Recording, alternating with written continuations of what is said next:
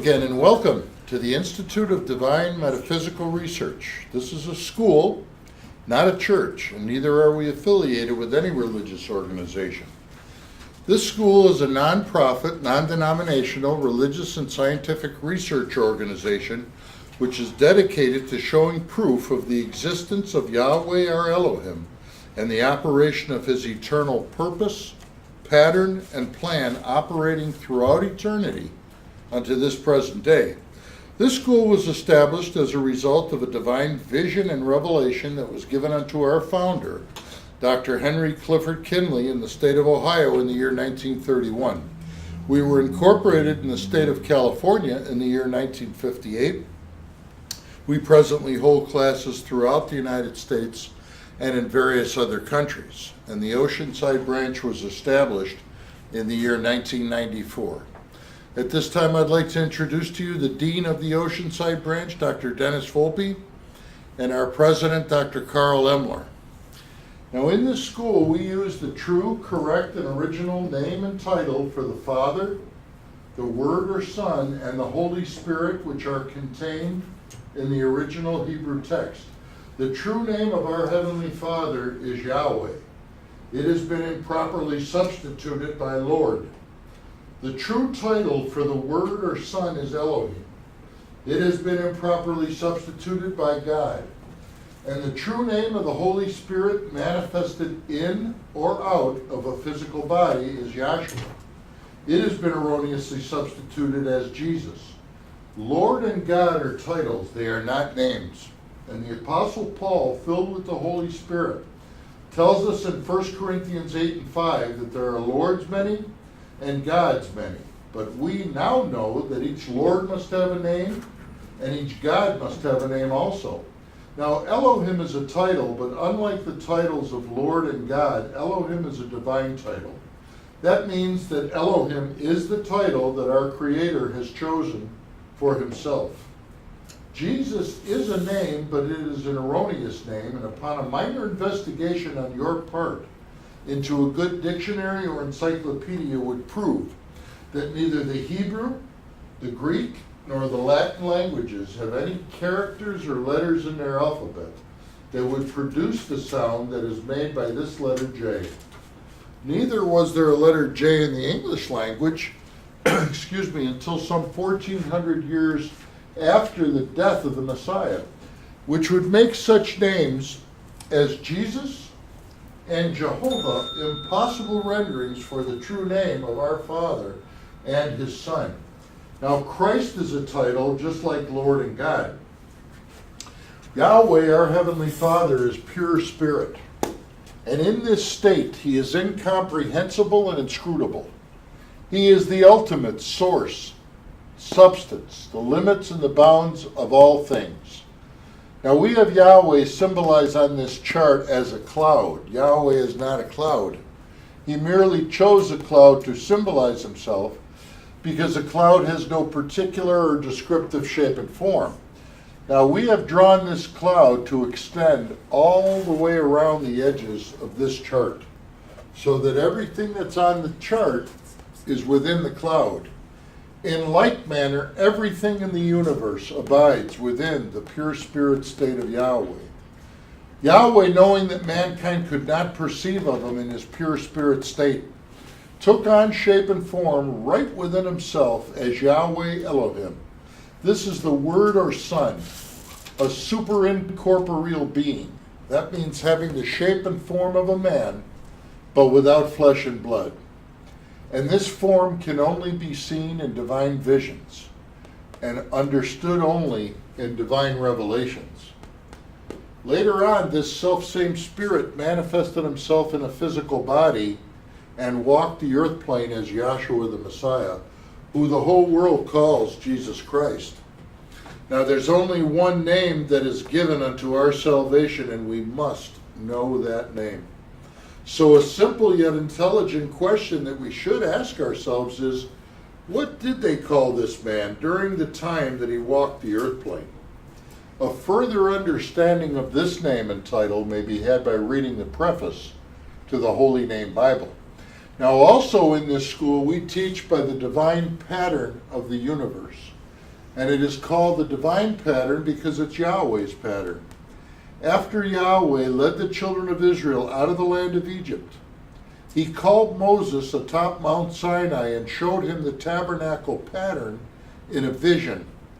Yahweh Elohim later instructed Moses to build a physical tabernacle in the wilderness, just like the intangible one that he had seen in his vision on Mount Sinai. Now, the tabernacle pattern is a threefold pattern consisting of a most holy place, a holy place, and a court round about. These three compartments make up the one tabernacle pattern. And we go about in this school to show proof that everything in the universe is made and operates according to the structure and the function of this threefold tabernacle pattern, and that absolutely nothing escapes the pattern. Now, the 10 primary constitutional objectives or aims of the Institute are as follows. First is to help you find and know Yahweh our Elohim as he really is and actually exists. Second is to form a nucleus of universal brotherhood of humanity in Yahshua the Messiah, without distinction of race, nationality, creed, sex, caste, or color. Third is to investigate the unexplained spirit law or so-called law of nature and the powers latent in man. Fourth is to encourage and promote the study of the scriptures, comparative religions, psychology, philosophy, and modern practical and occult science. Fifth is to extirpate current superstition, skepticism, and ignorance. Sixth is to learn, know, and understand the operation of Yahweh's eternal purpose through the dispensations and ages.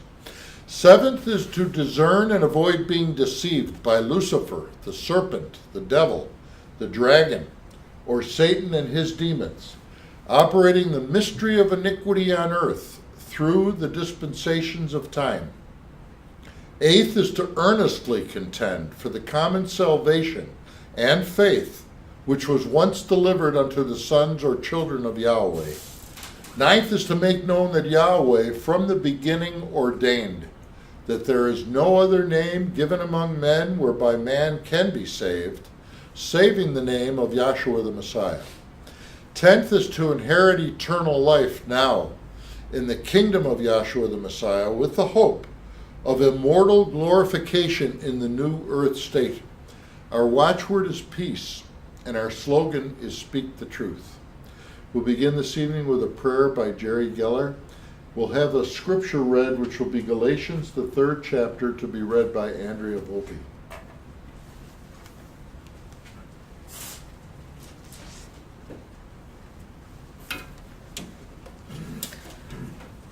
Oh Yahweh, thank you so much for everything you have done for us. We are truly blessed. When we were undeserving and lost, you didn't leave us there. You came and took us out of Egypt and brought us into where the truth of you is being taught.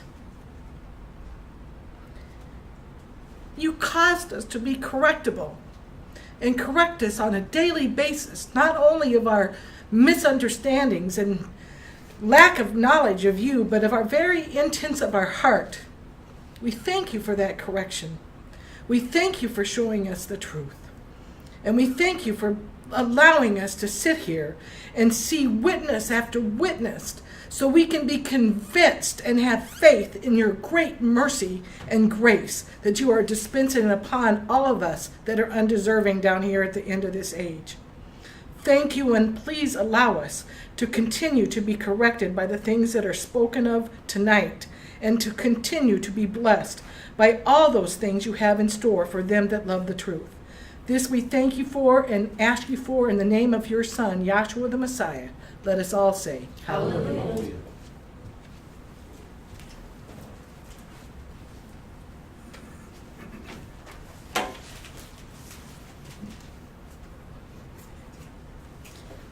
Galatians, the 3rd chapter. O foolish Galatians, who hath bewitched you, that you should not obey the truth, before whose eyes Yahshua the Messiah hath been evidently set forth, crucified among you. This only would I learn of you. Received ye the Spirit by the works of the law, or by the hearing of the faith? Are you so foolish? Having begun in the Spirit, are ye now made perfect by the flesh? Have you suffered so many things in vain, if it be yet in vain? He therefore that ministereth to you the Spirit, and worketh miracles among you, doeth he it by the works of the law, or by the hearing of faith? Even as Abraham believed Yahweh, and it was accounted to him for righteousness. Know ye therefore that they which are of the faith, the same are the children of Abraham. And the scripture, foreseeing that Yahweh would justify the heathen through faith, preached before the gospel unto Abraham, saying, In thee shall all nations be blessed.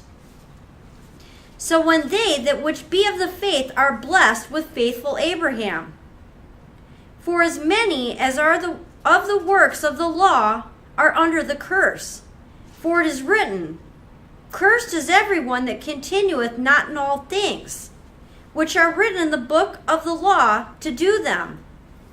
But that no man is justified by the law in the sight of Yahweh. It is evident, for the just shall live by faith. And the law is not and the law is not of faith, but the man that doeth them shall live in them. Yahshua hath redeemed us from the curse of the law, being made a curse for us.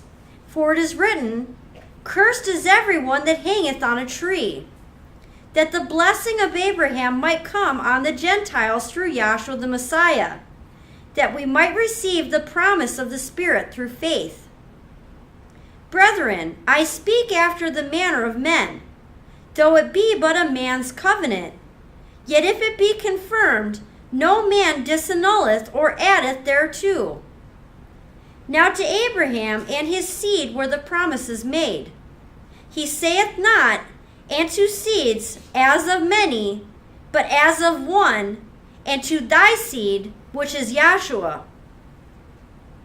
And this I say, that the covenant that was confirmed before Elohim in Yahshua, the law, which was 460 years after, cannot disannul, that it should make the promise of none effect. For if the inheritance be of the law, it is no more of promise, but Yahweh gave it to Abraham by promise. Wherefore then serveth the law? It was added because of transgressions, till the seed should come to whom the promise was made, and it was ordained by angels in the hand of a mediator. Now a mediator is not a mediator of one, but Yahweh is one. Is the law then against the promises of Yahweh? Yahweh forbid. For if there had been a law given which could have given life, verily righteousness should have been by the law. But the scripture hath concluded all under sin, that the promise by faith of Yahshua the Messiah might be given to them that believe. But before faith came, we were kept under the law, shut up unto the faith which should afterwards be revealed. Wherefore the law was our schoolmaster to bring us unto the Messiah, that we might be justified by faith. But after that faith is come, we are no longer under a schoolmaster. For you are all the children of Yahweh by faith in Yahshua the Messiah. For as many of you as have been baptized into Yahshua have put on Yahshua. There is neither Jew nor Greek. There is neither bond nor free. There is neither male nor female. For you are all one in Yahshua the Messiah. And if you be Yahshua's, then you are Abraham's seed and heirs according to the promise.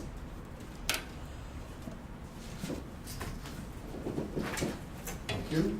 You're welcome. Thank you. We want to just inform you that we're very happy that you have tuned in tonight.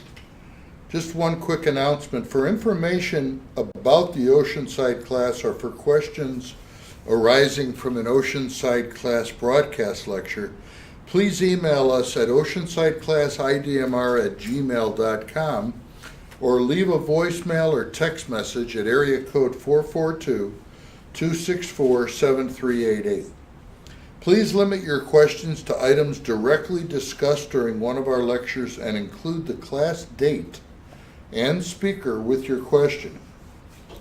Most questions will be answered at future classes. And our first speaker this evening will be Dr. Diane Emler.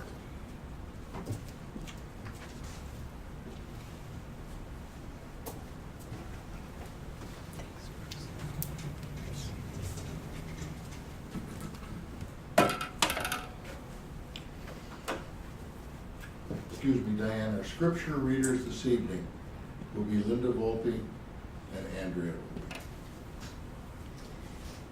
All right. Good evening, everybody. Good evening. Glad to be here. Glad everyone has come out to study with us. Both those that walked in the room and those that have turned on their variety of devices to watch us on YouTube. We're glad you're here. We're glad that you feel that it's important enough to take out some time out of your life to learn something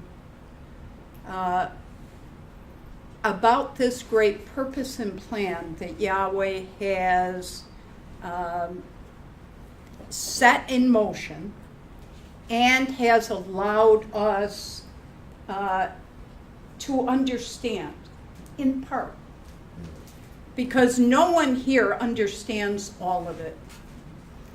And we all, because of that, this is a school and not a church, but this is not the type of school that you ever really graduate from. This is, once you start in this school, you are in it for a long, long time. It is a life sentence. Good point. And, I first walked into this school when I was 19 years old. And so now that was many years ago. And I'm still learning every class. And as Paul told us, we will even go on in ages yet to come to learn. So there's no graduating from this class, if I can, the way we expect a graduation. And yet and still, because of the gifts that he has given us, and go over to Matthew, the 24th chapter. And I need there, because apostasy shall abound. Love of many. Yeah. And I want that.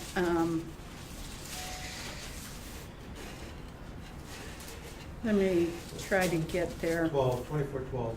Yeah, and I also want in there the very elect. Is that the same verse?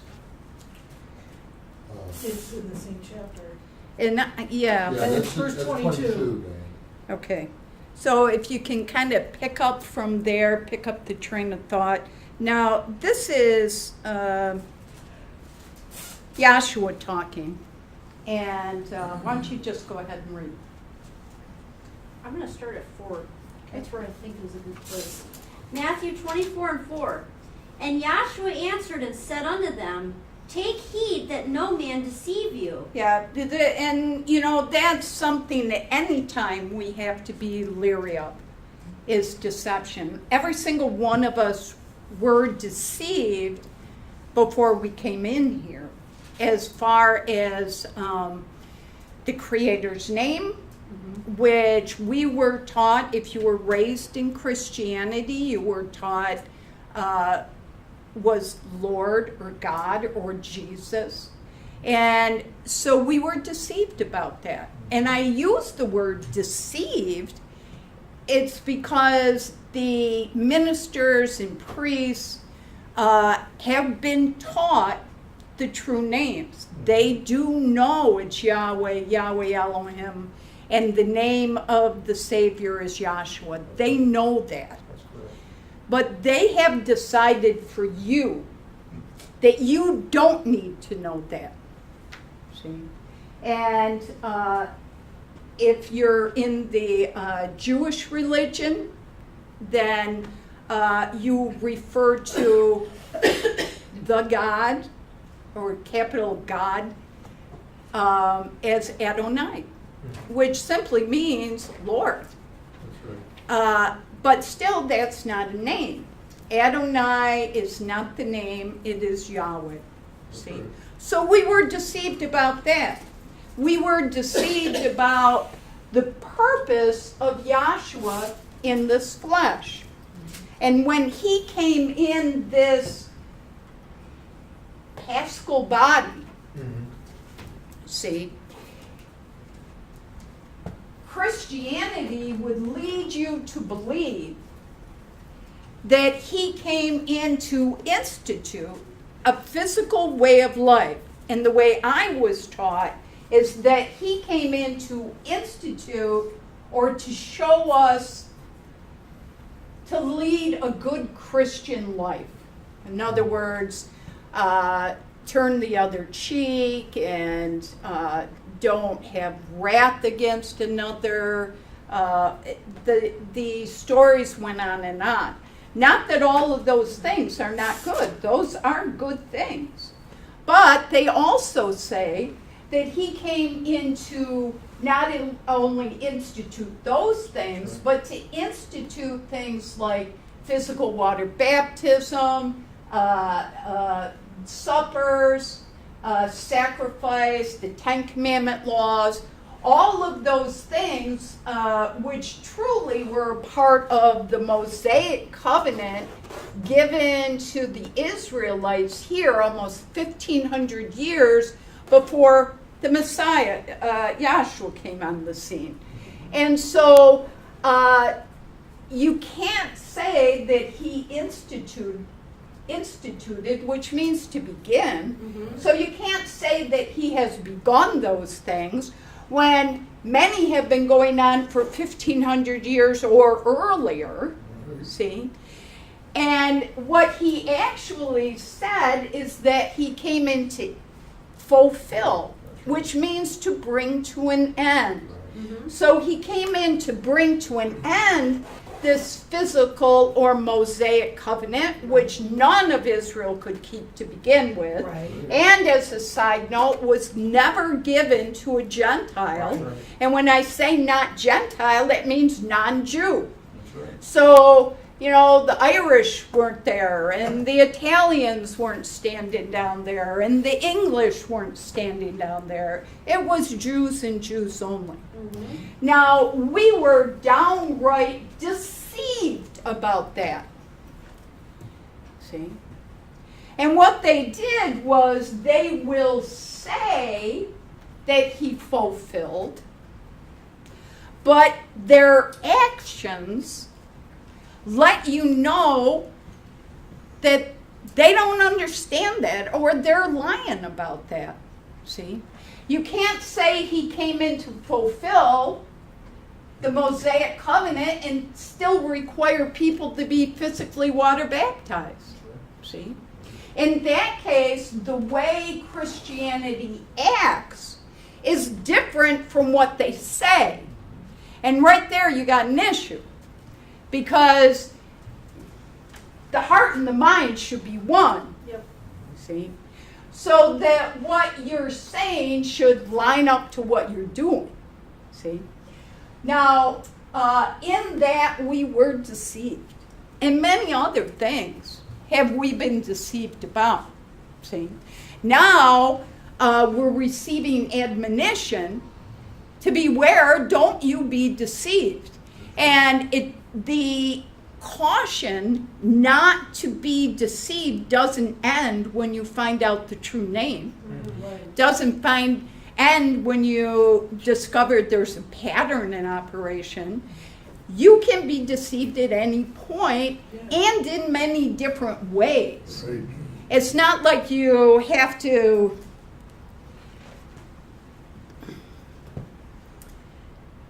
I'll just use myself as an example. There were things medically with me that I was deceived about for many, many years. And that came from my own head, because I didn't want to admit that I had that flaw. See? We can deceive ourselves about our spouses, about our, I have the best baby of everybody. I mean, you can be deceived about a lot of different things, see? Which, in and of itself, can be okay, but when it comes to your Creator, you don't want to be there. You do not want to be deceived. See? Right. Go ahead and read. For many shall come in my name, saying, I am Yahshua, and shall deceive many. Mm-hmm. And you shall hear of wars and rumors of wars. Right. See that you be not troubled. Now, when you hear of the wars and the rumors of wars, he says, don't be troubled. Well, that's a tall order, especially when the wars are close to home. Right. We had fires going on here recently, and the lilac fires, since I became a Californian, I never knew they named fires. I knew they named hurricanes. I didn't know you named a fire. But the Thomas fire, which is still burning, huge up in Santa Barbara. But we were affected by the lilac fire. Right. And people here were evacuated. It's fine to say, I won't let a thing like that affect me. But when you think that your dogs are home alone and there could be a fire, I know it came 10 miles away from us. And so all it takes is that change in the wind, Yep. and then whoosh, it's on your doorstep. Yep. See? So it's harder when these wars lay close to home. Yes. See? It's easy to preach, Yes. see? But when you're living it, Yep. that's a totally different story. Yes. And what our desire is not only to be able to teach this gospel, but we need to live this gospel. Because if Yahshua be in you, see, he's not in you only on Tuesdays and Saturdays for 2 hours, Yep. see? He's in you All the time. all the time. And that does not mean, it does mean that you're interested, intrigued, you might pick up a Bible and read, or whatever you do to further your understanding, but it also means in our deportment. Yes, it does. See? So we need to be careful and not be deceived. Yes. See? Because when it's close, it's close. See? Go ahead and read. And you shall hear of wars and rumors of wars. See that you be not troubled. Right. For all these things must come to pass, but the end is not yet. Yeah, well, all of these things come to pass. Yeah. The stripes, the war, the pressure, the this, and the end is not yet. See, go ahead and read. For nation shall rise against nation, Oh, we've seen that. Go ahead. and kingdom against kingdom. Yes. And there shall be famines and pestilences. Now there will be famines and there will be pestilence. What is pestilence? like plague that broke out. Plagues? Disease. I'll look it up for you. Yeah. Uh-huh. Disease. Disease? Yeah. See? I think of crops. Don't you have Yeah. the pests, locusts? I know when we used to live in Wisconsin, we had planted all of these evergreen trees from little sprouts that Carl got for free if you planted so many, whatever the deal was. See? And my husband thought, oh, the more the better. And how many trees did you get? 1,200. 1,200 trees. I gave a lot away. Oh, my goodness. They were in refrigerators at work, they were at home, but you just are supposed to dig with a spade and make a crack in the dirt and drop it in, then pound it in. Well, believe it or not, a lot of these trees actually grew, and they were gorgeous. And then one day I was walking through the trees and I looked, and there were these little worms on the tree. And these little worms looked like the needles of the tree. They lined up on the stem. They lined up on the stem. You wouldn't have noticed it. It was just a blessing that we noticed it, because they would have eaten all the trees. See? So there's the deception that they look just like needles, but without further investigation, you would never have noticed that something was wrong. And then once you find out that there's something wrong, you got to jump on it quick. Right. See? And we did several different things that luckily worked, and we saved all our pine trees. But it's the same thing in the spirit. See? That mystery of iniquity is insidious. See? And he, will do anything he can to divert our attention from where it should be at the end of this age. That's just the way he is. And I want you to recognize he can't get us with the name. That's right. He can't get us, do you understand, giving up the law and the prophets. That has been already tried, and it didn't work. That's right. Well, it's not like he goes, all right, that's it, I'll leave him alone now. Yeah. See? It just gets closer to home, Yep. gets more, what's the word I want? Personal. Covert, Yeah. gets more covert. Yeah. And all of a sudden, you got those worms all on your trees, and it looks like needles until you just get in there and do your investigation. See? Now go ahead and read. Do you want pestilence out of the dictionary? Yeah, what do you got?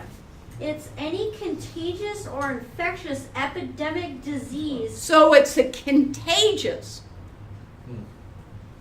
And that's, it's not where I want to go tonight, but that is contagious. And there are so many things that are contagious. See? And I'll just throw one out. Gossip is contagious. Yes, it is. And, Yahweh had to deal with that with Israel. Yep. See? And it's insidious because it winds right in, and suddenly you're caught up and you're going, holy, how'd I get here? Exactly. See? But you find yourself there and you were deceived. And you got to look at it and get it straightened out. I do that. Yep. See? I mean, I'm not preaching to anybody else. I mean, we're here. See? So go ahead. So, I'm actually going to go down one. This is a better definition. all right. It's for pestilence. Deadly, poisonous, infectious. Deadly, poisonous, infectious. Ready for this? Yep. Injuring peace or morals. Oh, it injures peace or morals. Pernicious. Pernicious. Pestering and troublesome. Oh boy. And haven't we all been, Yep. have all those things on our shoulders? Yep. See? And have to turn around and go, get thee behind me. Yep. See? Just get behind me. See? And Carl and I were talking today about something, a conversation with Dr. Kinley, when someone asked him a question about thoughts they were having and didn't know what to do with them because the thoughts were outrageous and, whatever. And Dr. Kinley just said, you're going to have those thoughts, see? But what you have to do, you understand, is not entertain those thoughts. Dismiss those thoughts from your mind. And sometimes we don't jump on it, and when we don't, we're in trouble, see? So, read your 7. scripture, 7. We're 24 and 7 in Matthew. Yeah, do the pestilence again. Yeah. For nation shall rise against nation, and kingdom against kingdom, and there shall be famines and pestilences and earthquakes in diverse places. So there's going to be the famines. And the famine, we know from Hosea that that's the famine of the word of Yahweh. See? And it's getting harder and harder to physically walk into a building where the word of Yahweh is being preached. But by the grace of Yahweh, we also have been provided YouTube, where we are able, the truth, it's not just us, there's lots of people that do this, that the truth is being made available to a larger audience and, all over the world.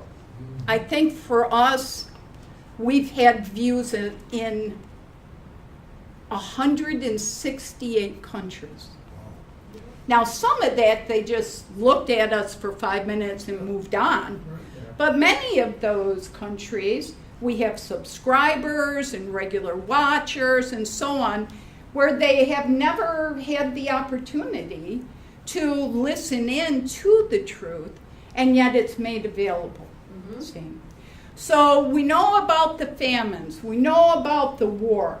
We know about the pestilence. We have experienced that, and we still have to be cautious with all those things. Go ahead. Earthquakes too. All these are the beginning of sorrows. Yes. And that's just the beginning of sorrows, okay? They could have stopped right there. That was enough sorrow for me. But those are the beginning of sorrows. Read. Then shall they deliver you up to be afflicted, Yes. and shall kill you, Yes. and you shall be hated of all nations for my name's sake. Go ahead. And then shall many be offended, and shall betray one another, and shall hate one another. Yeah. To betray one another, hate one another. We've seen in the past 10 or 15 years all of that go on. See? Go ahead. And many false prophets shall rise, and shall deceive many. They're out there, many false prophets, and to the law and to the testimony, if they speak not according to this word, it's because there is no light in them. So if they're not going up against the law and the prophets, running it down the purpose, then something's wrong. See? Go ahead and read. Because iniquity shall abound, the love of many shall wax cold. Now, because iniquity or apostasy, as it reads in the Holy Name, shall abound, the love of many will wax cold. Now, apostasy means the abandoning of one's faith or beliefs, see? And our belief is in this gospel and in the truth, see? And many have abandoned that, see? But because that apostasy abounded, many have walked away. Didn't want to put up with it, don't want to deal with it anymore, done with it, and just walked away. So the love of many have waxed cold.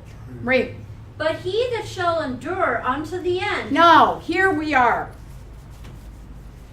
He that shall endure. Now, I do want the definition of endure.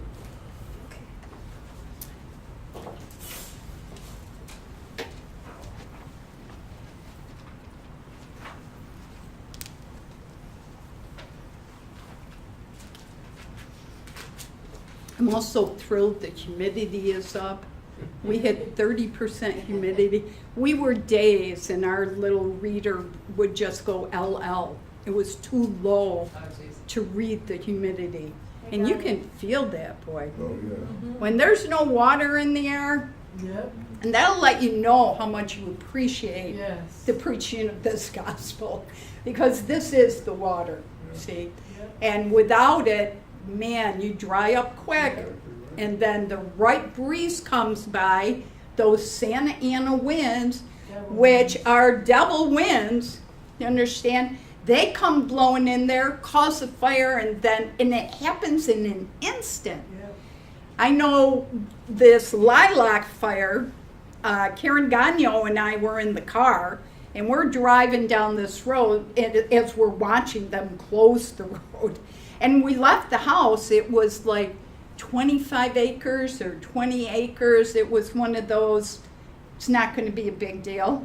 Well, all of a sudden, whoosh, the wind came, and it's out of control. And people's houses are burning, and animals are dying. I mean, it's a total rush.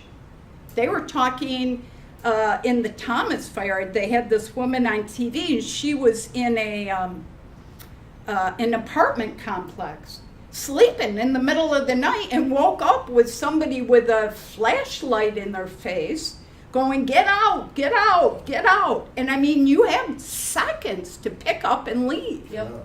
Yeah.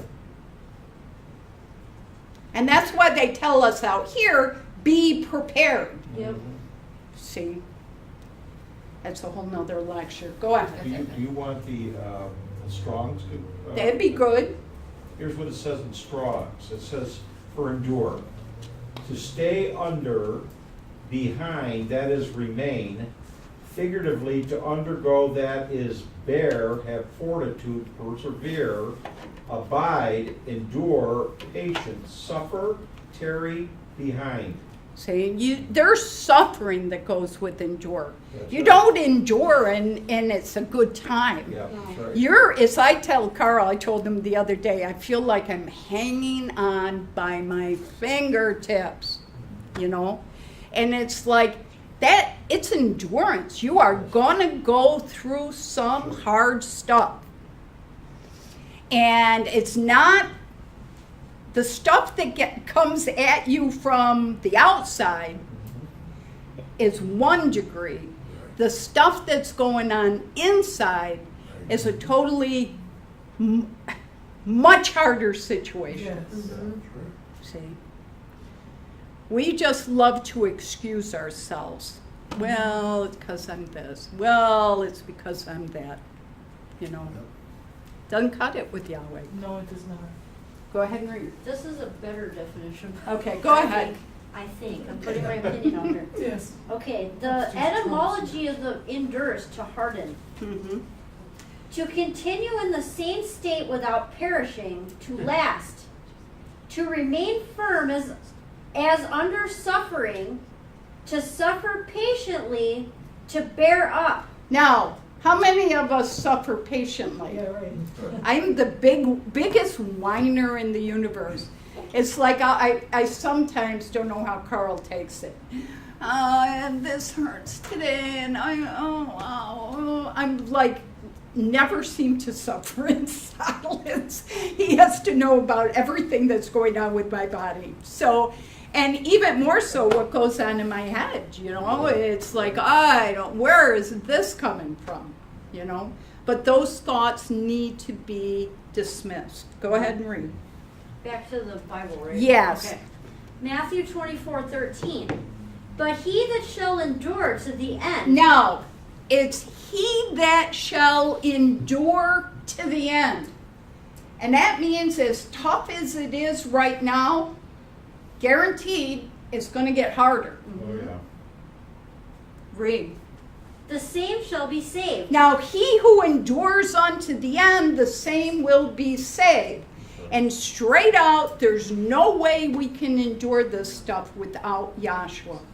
And that's why it's so important for us to reflect back on what we know and to practice what we know. See? somebody quotes a verse up here and it's like, oh, that's good, and you write it in your notes. Well, you know, the point is, see, that those things have to be practiced and Yes. exercised, Yes. you know. And the reason they need to be exercised is, you know, without exercise, all your muscle tone goes atrophied. And I have had some experience with that here. And so that means you're weak. And a big, strong wind or anything else could just blow you over. You understand? But if you are strong, as they say, in your core, do you understand? Then you can get your stance and stay strong. See? And we must endure down to the end. But there are things that are going to help. It's going to help to be regular in your attendance. It's going to help to dismiss the thoughts that you know aren't accurate.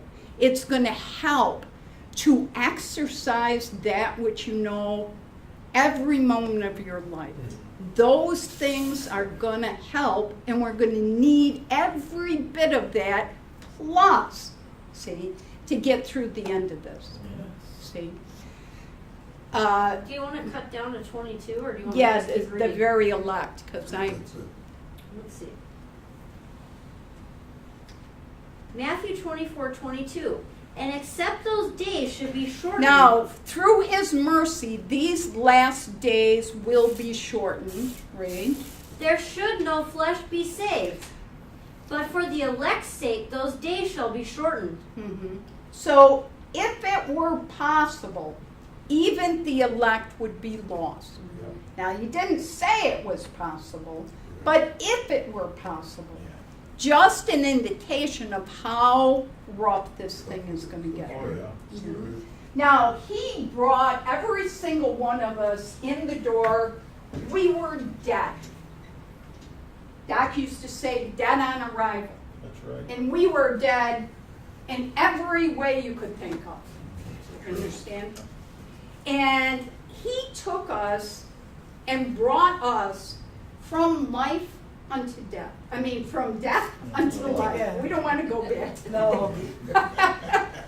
In other words, they were dead in Israel, see? And then he offered up the lamb, see? And that 3-day journey that they took through the Red Sea. And then they came out here just shouting happy. Gone from a death, a burial, and a resurrection. But it didn't end there. They had that 40-year tenure here in the wilderness, and then Solomon's temple was built, and that's the glorification of this tabernacle here in the wilderness. So there's a death, there's a burial, there's a resurrection, but there also is a glorification. And you had the same thing with Adam, I mean, not Adam, Noah. that would be Noah, where you had the death. There's a couple different ways to work the death, but there was a death. If you look at all men's thoughts were evil continually, see, they were buried in that ark. They resurrected on a new land, meaning it had been washed clean, see. But then there was a glorification when you had the sign of the covenant with the rainbow. So there's a death, burial, resurrection, but also that glorification. You understand? And we've gone through a death, we've been buried, and resurrected in this class. And what we're looking for now is that glorification, that glorified body with Yahshua. See? Now, we have the prime example here with the butterfly. Now, this is a perfect example of something coming from death unto life. It's also that metamorphism, see, showing that a change can take place. or as the book reads, a conversion. See? A conversion from one into another. Because this butterfly starts out, do you understand, the egg is laid, the egg is laid, the egg is laid into a larva, see? And then you have that caterpillar, see? Now, the caterpillar even molts its skin more than once. I think 2 or 3 times it might molt. At least, yeah. And there's only one purpose for the caterpillar, and that is to eat. It's the only purpose the caterpillar has. It's what in its DNA to do is eat. See? And that's us. We come in and we've been told that you need to come to class regular because you're going to need everything you learn. You're going to need everything. And so we should be eating. Do you understand? To get everything that we need. Well, the next stage is the, it says the chrysalis or the pupa stage, see? And that's when this caterpillar, see, develops this, it's almost like a molting. It's a cocoon. Well, it's not a cocoon because the it's moths that are the cocoons, okay. and this is the chrysalis. But they hang up upside down on what they call milkweeds. You understand? It's one of their favorite things to eat, and that is where they will hang by one single tiny little thread. Do you understand? And I thought about that when I told Carl, I feel like I'm hanging on by my fingertips. Well, it's that one little thread. And I used to go out and see them in our land in Wisconsin. And you can even see a golden crown that is around the top of that chrysalis. And it's really a gorgeous thing. And as a side note, there's this place that we like to go. They sell plants here, and they also sell a lot of pottery, and so pots for plants, pottery for plants. And so we were up looking at a bunch of pots, and this woman that worked there said, "Oh, you got to come over and see my caterpillars."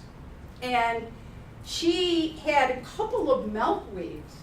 They didn't even look like milkweeds anymore. It looked like sticks. Do you understand? And there were, on these 2 little plants, just covered with caterpillars, covered, and chrysalis hanging.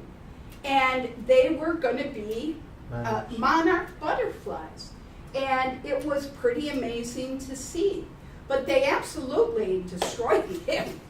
Because they're eating the milk and eating the milk and eating the milk and eating the milk. Do you understand? All right. So after a period of time, and I'll move on here, they emerge from the chrysalis is a butterfly. See? Now the butterfly, even once it emerges as a butterfly, has to stay for a while. The blood has to fill the wings, right, has to fill the wings, and they have to dry out before they can even fly. But the point about a butterfly, see, is that it eats only nectar. And nectar, look up nectar real quick, where the caterpillar eats leaves, that milkweed, just eat. That's all it does. And if you could have seen these 2 plants that this woman had, there was like nothing on them, which is why you could see all the caterpillars so clearly, because it was just branches. And I'd say 80% or more of the leaves were just chewed up and gone because they digest it. So that's what the caterpillar is eating. But when it comes to the adulthood, which is, see, this is going through a death, a burial, and then a resurrection here, and then a glorification. So the caterpillar, the monarch, is what we're talking about right now, is that glorification. See, what do you got? Nectar. The drink or food of the gods. So the nectar is the drink or the food of the gods, or could I say heavenly food? Yes. See? So one is bound to the earth, and one is in the heavens. One is eating milkweed, the other is drinking heavenly food. Do you understand? So this example of the butterfly comes from a death, and you can see its stages through a resurrection, hanging by a thread, and then eventually be that glorified state. See? So this is a beautiful example for a conversion. You understand? This is a beautiful example of coming from death unto life. This is just the epitome of what you want. Do you understand? You want to be that butterfly. See?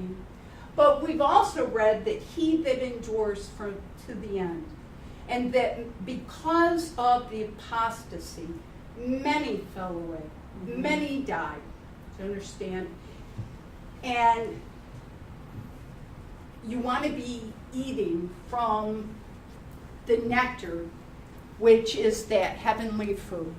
Now, I ran across an article, and that's what I'm trying to get through here.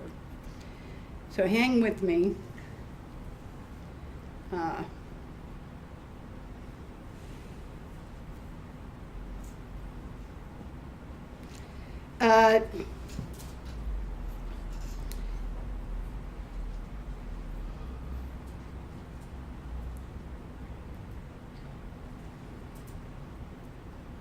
Oh, shoot.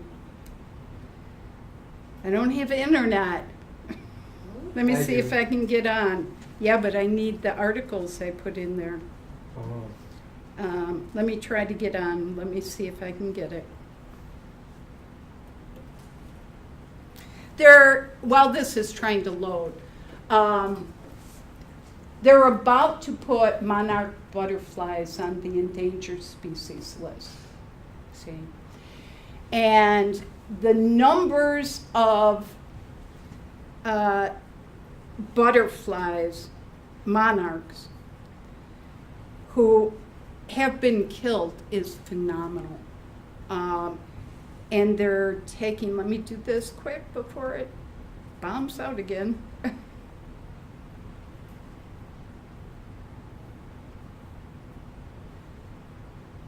Okay. Let me just give you some figures here. And what I'm reading is from the Washington Post.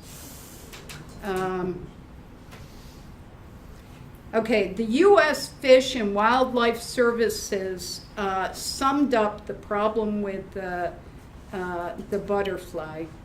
On grim statistics on Monday. Now, since 1990, so that's what, 17 years? 27 years. 27 years.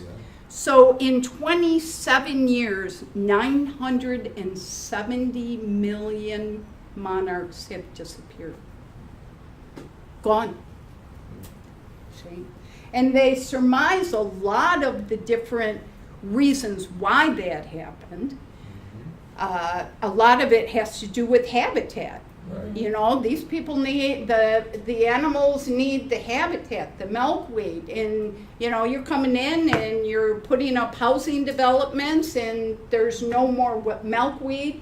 I know I was out cutting weeds one time before I realized what I was doing. Carlos, don't cut the milkweed. Because we wanted to keep that for the monarchs. Do you understand? So some of it is pesticides, and we learned about that poison. And that gets in, the poison then affects the caterpillars, and then the monarchs can't develop. There's also, and I have an article, and I won't take the time to read this here.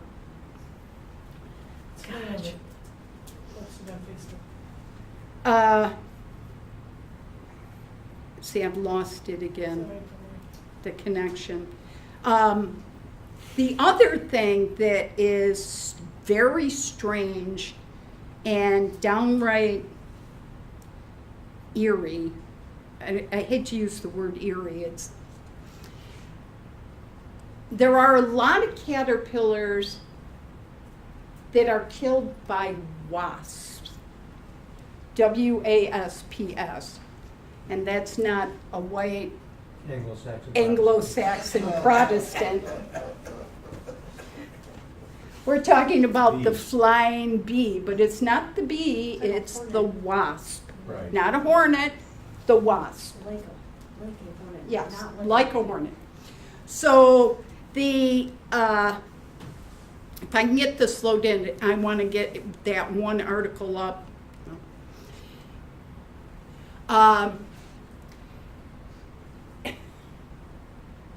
Wasps, actually, I read one article where wasps cause cockroaches to become zombies.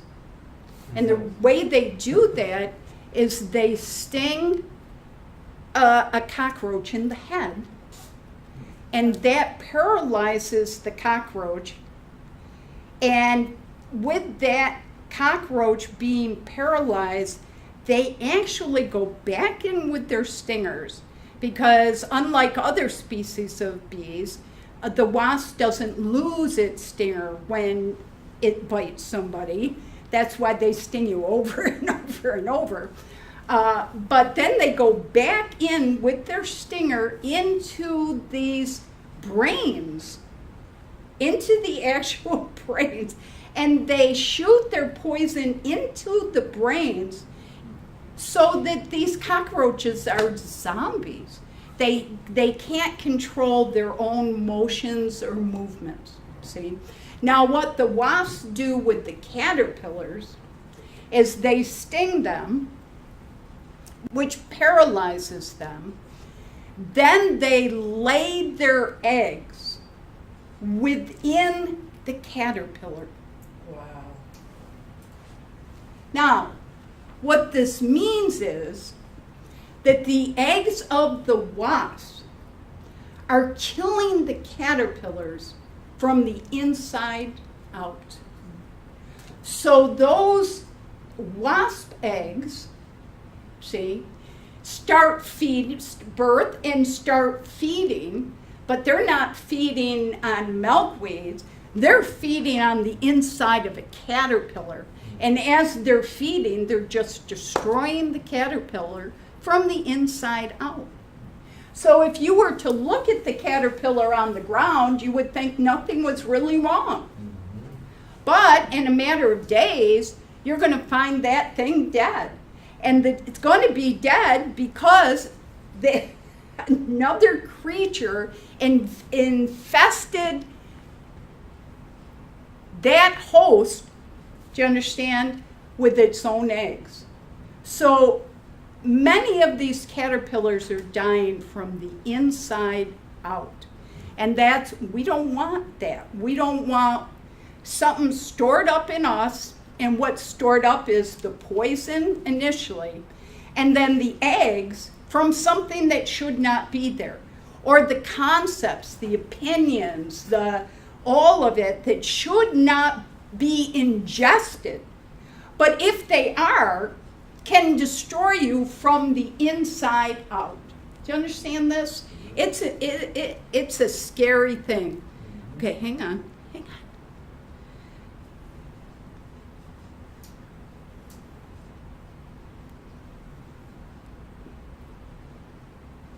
I may have it. Yes. Okay. Now, I'm already over my allotted time, but I'll say this. And this is the one I wanted. In California, there is one of the severe population drops of monarchs. And many of the monarchs winter here in California. You know, I always thought they all went down to Mexico, but they actually, many of them winter right here. So of course, then they keep track of how many were here last year, the year before, and they keep track of the numbers. So I'll leave you with this. The subset of the animal that overwinter over the California coast are in particular severe trouble. Now this is amazing. Based on a combination of historical data and citizen science, because they depend on bird watchers and all these people to add to the numbers, researchers have calculated that the butterfly population here in California has declined 97% since 1980. From 10 million down to 300,000. That's huge.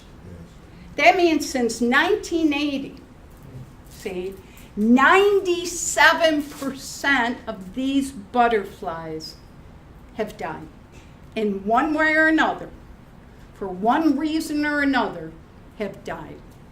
See? Now I want you to recognize, see, that he that endures unto the end. See? And when I looked at that number of 97%,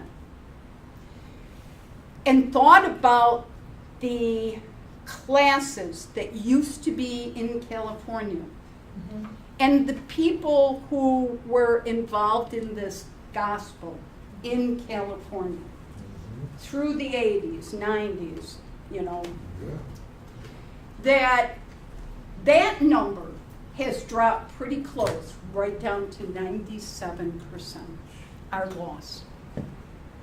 See? So it's a beautiful example, was to me, because to me, I don't have hard numbers, but I'm thinking that feels right.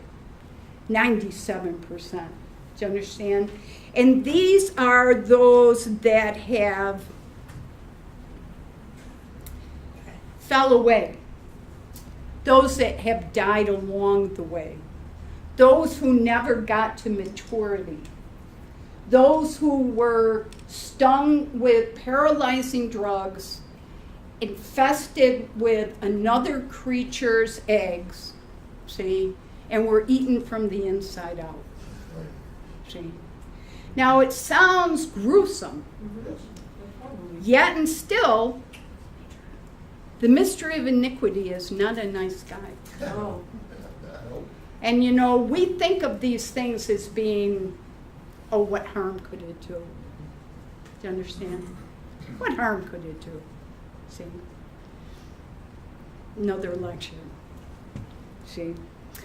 So, at the current trend, if the current trend continues, the butterflies overall throughout the whole country, not just our country, but overall, face an 86% chance of extinction in the next 20 years.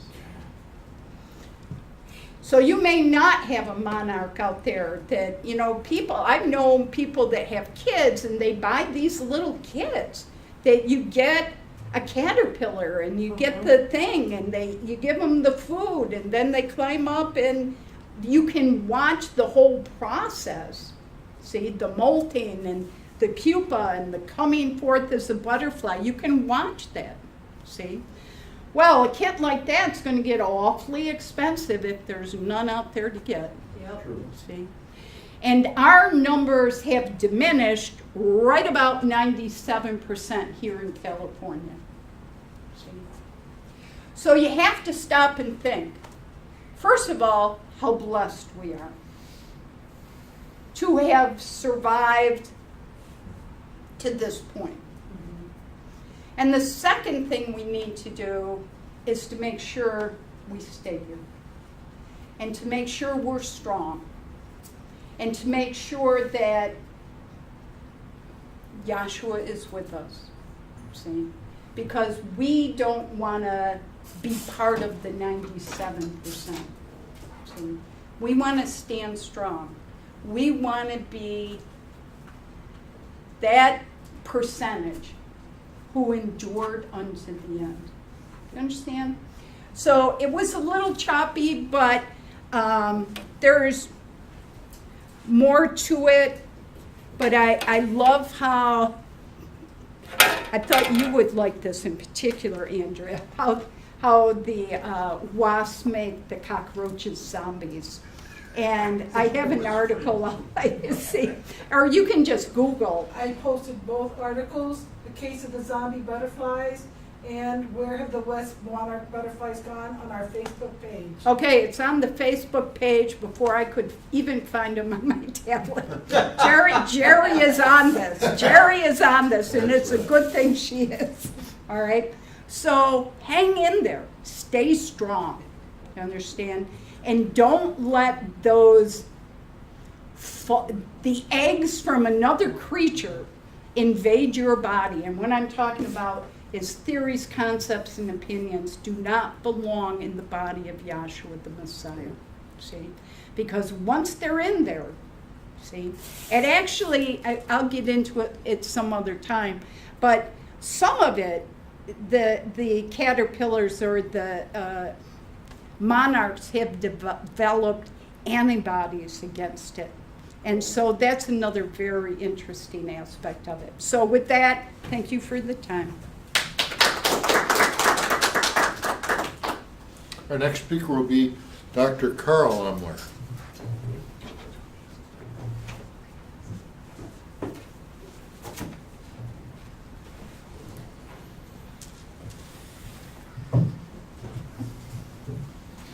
The zombie lecture. I'm following the zombie lecture. I'm going to deviate a little bit, but not really. I want to work with some things that are going on currently, and it really does go along with the idea of creating zombies in a sense, because the state of the world is a state in which truth is being submissive to or put aside, and theories, concepts, and opinions are becoming more important or more accepted. And I'll just say this real quick. The CDC has just been told that there's a list of words that they're not, they suggest they do not use when they're writing documents in order to obtain money. And two of those terms are evidence-based and science-based. Yeah. So if you're applying for money for a grant, you don't want to say that we're using evidence-based data. And what they say they want you to use is information that is, shown and is agreed among many. Those are the I'm paraphrasing now, but read the CDC article on this, and it'll tell you what they want you to use. And one of the end of this sentence is like agreed among many. So in other words, if the majority thinks this is true, then you want to incorporate that into your grants. Mm-hmm. So that is one of them wasp eggs. Yes. See? Yes. Because what they're trying to do is cause things not to bear fruit from evidence, but rather bear fruit from what man thinks is right. See? And right now, politically around the world, see, what man thinks is right is what's governing the laws and the actions of entire countries. Mm-hmm. See? And not the truth, because truth is painful.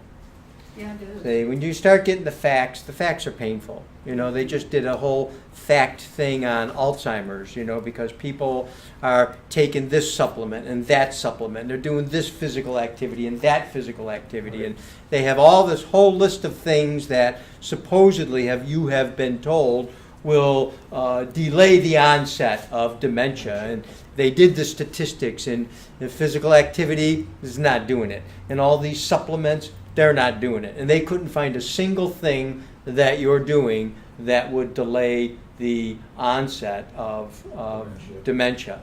And yet, people are spending millions on these supplements and all the rest of the stuff. They said, these mind exercise games. Right. Like, I won't say the name of the company, but everybody gets the email, and you go and you do these things as fast as you can, and they grade you, and then they follow you and they grade you, and you think, oh, this is really helping my brain. It's keeping me.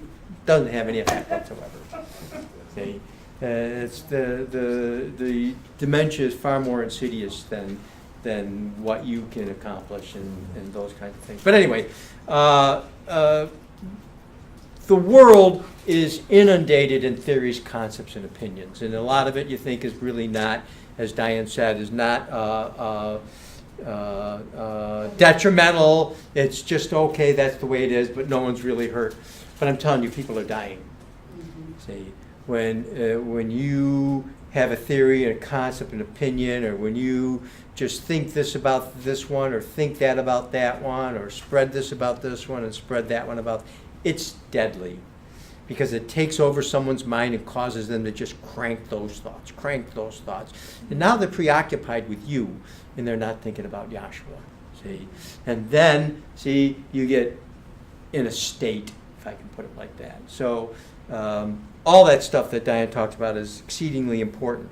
What I want to talk about, because a question came up about Jerusalem. A fellow who watches us wanted to know something about what does Jerusalem mean? What is Jerusalem, just in general? And it was so timely, because he asked this question right about the same time that President Trump declared that he was moving the embassy from Tel Aviv to Jerusalem as a indication that Jerusalem is the capital of modern-day Israel. I'm very specific about this, see? Modern-day Israel. And Netanyahu got on TV and praised President Trump for making the right move to establish that Jerusalem is the capital of Israel. And now the UN turned around and voted against Israel being or Jerusalem being the capital of Israel, and one nation decided to veto that, who has veto power, and so that resolution was not passed, and of course that nation was the United States of America. So, but the interesting thing that most people, I think, have missed, and I have an article in, let's see here. I'll go off. I got it. All right. So this is an article from the New York Times. Turkey plans an embassy in East Jerusalem, Erdogan says. And Erdogan is the head of Turkey. See? And so what you're going to find out is Turkey intends to open an embassy in East Jerusalem. President, I can't pronounce his first two names, Erdogan said on Sunday, after days after leading calls at the summit of Muslim leaders for the world to recognize it, Jerusalem, as the capital of Palestine. Right. So as soon as Trump dragged our embassy into Jerusalem, Erdogan drags his embassy into Jerusalem to set up that conflict. See, that no, you aren't going to be the capital of Jerusalem, Israel, because we are. Well, the reality of this lies in the understanding of what's going on with respect to the Middle East. And I'll just say this real quick. Dr. Kinley made the statement that keep your eye on the Middle East. He said it is the heart of the planet. You understand? And whenever there's a war, that's like a heart attack. And the 7-Day War that they had back there, I think it was in the 70s, was a heart attack. And that's when all of these divisions were solidified, and Israel took land, and Sinai, and all the rest of the stuff. You understand? And it just set up this huge conflict, and that's where Gaza got separated, and these people are living in essentially a prison. You understand? And so there's all the biggest conflicts in the world are centered around the Middle East. You got to ask, why is that? What is going on with that? You understand? And the only way to answer that, and we're not going to have time to do this, but the only way to answer that is to go all the way back into the history of the establishment of those nations, the Muslims, the Palestinians, and the Israelites, the Jewish nation, and establish who those people are and why are those people fighting. See? And so there's not really a lot of time to get all of the scriptures for it, but I want you to know this. And I'm going back before Moses, see? And I'm going back to Abraham. Because, and if you go back to Abraham, you can really go back to Abram. See, because, and this is in like the 12th chapter of Genesis, and you read down through there that Abram came out of the land of Ur, and you can find out his family lineage. Now, you may think, well, what's the importance of his family lineage? The importance of his family lineage is very important because what happens is he maintains family lineages with respect to his two primary sons. And who are his two primary sons? Isaac, well, Ishmael and Isaac. Yeah, come from Ishmael. Those are his two primary sons. And the story about this is Sarah is barren. She can't have any kids. So she gives Abraham the handmaiden, Hagar. See? And, you know, as a Christian, a Lutheran, I didn't know anything about Hagar. Nothing. Zero. Zip. You understand? So Abraham gets Hagar, and she conceives and bears a son. And the son is called Ishmael. Right? Now, after about 13 years, Yahweh Elohim comes to Abraham and says, "You're going to have a son with Sarah." You understand? And Sarah laughs because she's like 90 years old, and he's 99. Yeah. She's way past menopause. She's not ovulating anymore or anything like that. She goes, "How could I've been wanting to have a kid for 90 years. How am I going to have this kid now?" You see, you got to read this in Genesis. This whole thing is laid down in Genesis. And so what happens is Yahweh conceives Isaac in Sarah. Right. See? And I'm going to tell you, that's a behold, a virgin shall conceive and bring forth a son. Right. And his name shall be called Isaac. Why do I say that? Because the angel appears and tells Abraham what to call this kid. Right. Abraham and Sarah did not pick Isaac as a name. He says, "You're going to have a son and you're going to call his name Isaac." I never saw that before. I've been just reading here and I didn't realize the close ties between what happens with the Messiah and what happens with Isaac. Now, it has to be close ties. So we need to go over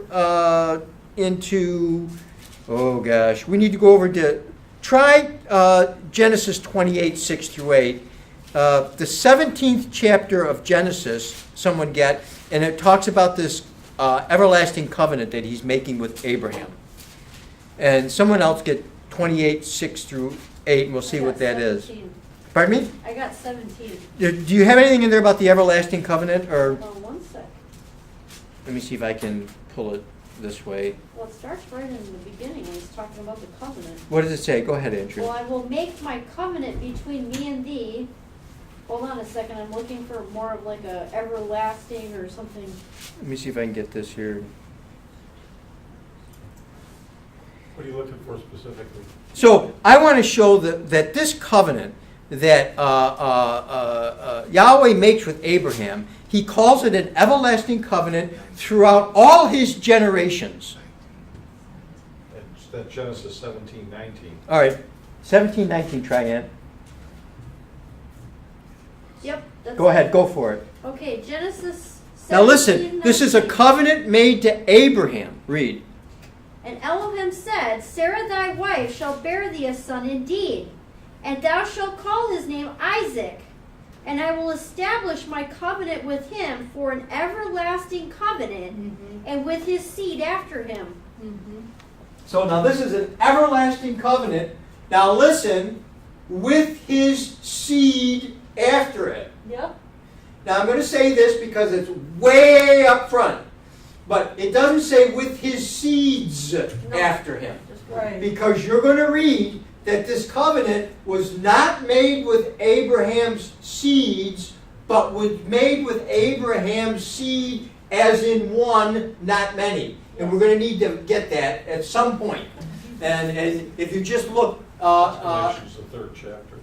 it's right here in Galatians, what? isn't it? Right, it's in Well, the there, scripture that's for the that. scripture. No wonder I wondered why that was so important. Now look, I want you to. We're not going to get that right away, but I just want to get this from the beginning because we're talking about Jerusalem, and there is a very specific answer with respect to what is Jerusalem, and this is really what Jerusalem is. Because the world is looking over at that plot of dirt in the Middle East, thinking that's Jerusalem. Netanyahu's got the United States on his side to have the U.S. Embassy in Jerusalem, and boom, a week later, the Palestinian mouthpiece for the Muslims establishes his future embassy in East Jerusalem. And so right away, the conflict is up. And it's those two sons, Isaac and Ishmael, coming all the way down to 2017, still doing the same thing. Why? Because Yahweh promised the land to both of them. Right. You understand? And I want you to see that, I'm going to do this real quick, but Abraham's name was first Abram. Right. And Sarah's name was first, Sarai. and I don't know if the spelling is correct or not. And then Abraham's name, in accordance with this promise, Right. Right. in accordance with the promise, his name was changed to Abraham. S-A-R-A-I. S-A-R. S-A-R-A-I. Like To Sarah put with in an a. Sarah with an I on the end. And then it turns to Sarah. Yep. I know how to spell Sarah. S-A-R-A-H. S-A-R-A-H. Now these names, boy, we're talking about these covenants. Yeah. We're talking about the development of Yahweh's purpose. And he has it right from the start. Do you understand? When Abram's name was changed to Abraham is at the time of the promise, and it's also at the time of the institution of the circumcision. Right. Right. You understand? And Ishmael had already been born. And I think he was about 13 years old. Mm-hmm. All right? 15. Huh? Whatever. Whatever. He was a teenager. You understand? And the Ishmael was circumcised. Right. That's right, he was. Yep. Ishmael and all the family that Abraham had, they were all circumcised. Correct. Right. And people think, oh, circumcision is the mark of the Jews. Do you understand? And I want you to recognize Ishmael was circumcised. And Ishmael had those 12 tribes, and that's where the Muslims have come. That's where Arabic is coming from Ishmael. You understand? Right. And when Yahweh gave the promise to Abraham, he said, your seed shall be as the sands of the sea and the stars of the heaven. Right. And those sands of the sea, they came from Ishmael, and the stars of the heavens came from Isaac. Why? Because Isaac was the son of the promise, Right. and Ishmael was the son of the law, or the flesh. And you read, we don't have any time for this, but you read through Genesis and you're going to find out that Yahweh took care of Ishmael time and time again. He made sure he was taken care of when he was kicked out of the house. He made sure that he wasn't killed from lack of water. He provided water, and he established him as a great nation, you understand, in that land. And that land belonged to both of them. Now watch. When Ishmael gets married, see, he goes back to the family that his mother came from, and had the wife come from that family. And when Isaac gets married, where does Isaac get his wife from? Goes back to Abraham's family when Abraham was Abram. Right. Okay? I'm talking back into what you would consider a Gentile before the promise. And he said, and he made his emissary say, "You get a woman from here, or don't come back with a woman."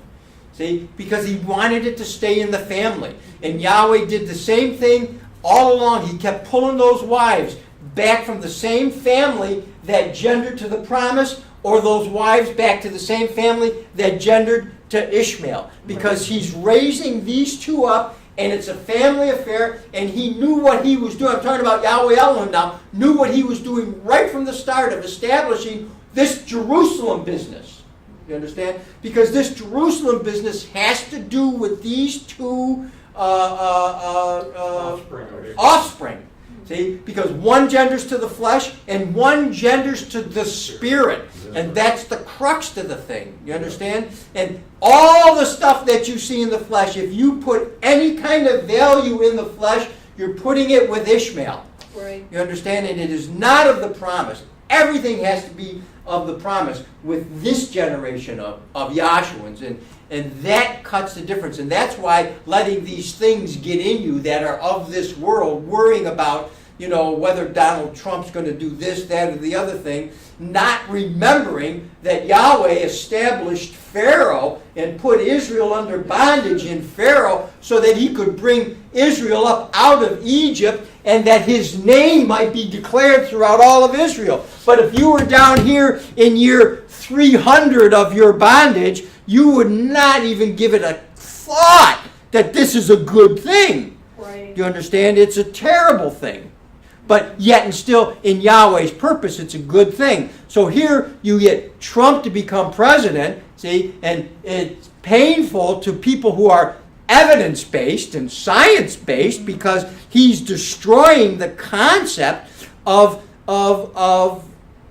data. Yes. By going against the media. And yeah, the media makes mistakes and they screw up, but yet and still, they're right a lot too. Yep. But he's wiping the slate of all of them. So now the only place you got to go is him.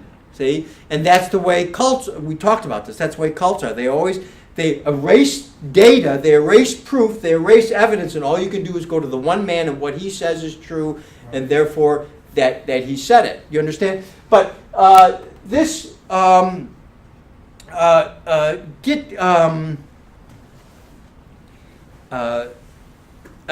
was talking about how Yahweh set this up, like with Trump. He set it up. Why? Because we need to have that conflict in Jerusalem.